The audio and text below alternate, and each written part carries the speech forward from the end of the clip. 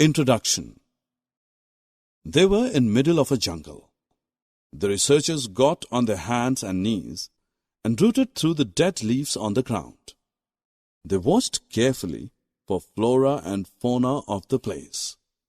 Some of the plants were exotic. They had come across some plants that were not commonly found.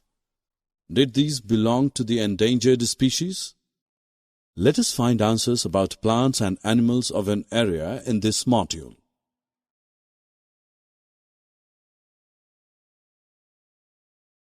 Objectives. At the end of this lesson, you'll be able to discuss the flora and fauna of an area, define endemic and endangered species, explain the phenomenon of migration, recall the solutions to the problem of deforestation.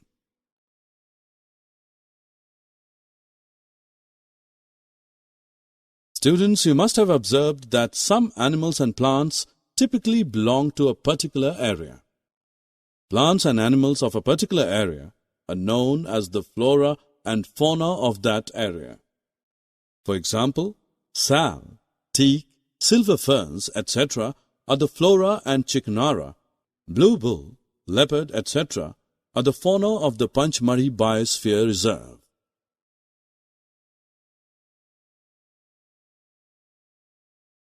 Now let us learn about the endemic species.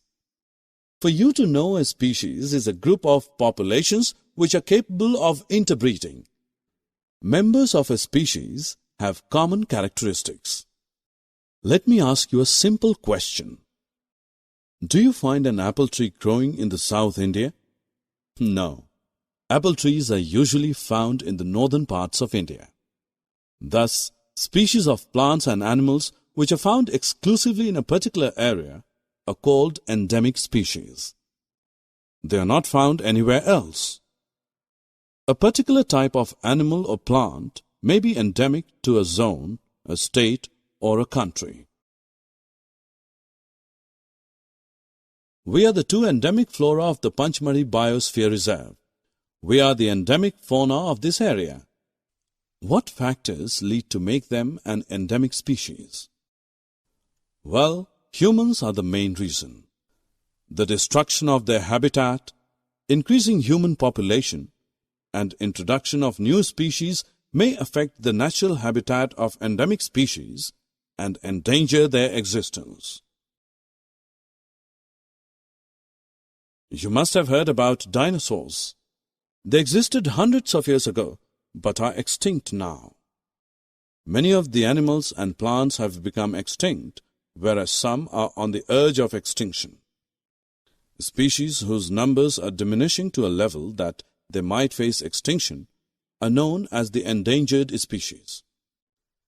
Survival of some animals has become difficult because of disturbances in their natural habitat.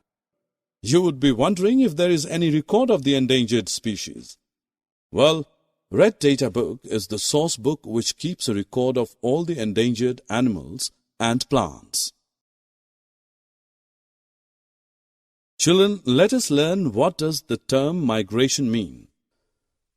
Migration is the phenomenon of movement of a species from its own habitat to some other habitat for a particular time period every year for a specific purpose like breeding or avoiding climatic conditions. We get many things from forest. Gum, resin, jute and paper are important products. Can you think of any alternatives available for paper? What would happen if we had no wood? Well, to all these questions, recycling of paper is the simple answer. Paper can be recycled 5 to 7 times for use. By recycling the paper, not only the trees, but also energy and water could be saved. Thus, we should save, reuse, and recycle paper. Well said, Adam. But recycling the paper is a measure just for controlling the deforestation temporarily. Can you suggest any permanent solution to the problem of deforestation? Yes, it is reforestation. Reforestation is restocking of the destroyed forests by planting new trees. Summary. Let us summarize what we have learned. Plants and animals of a particular area are known as the flora and fauna of that area. Endangered species are those which are facing the danger of extinction. Migration is the phenomenon of movement of a species from its own habitat to some other habitat for a particular time period every year. Recycling of paper and reforestation are the solutions to the problem of deforestation.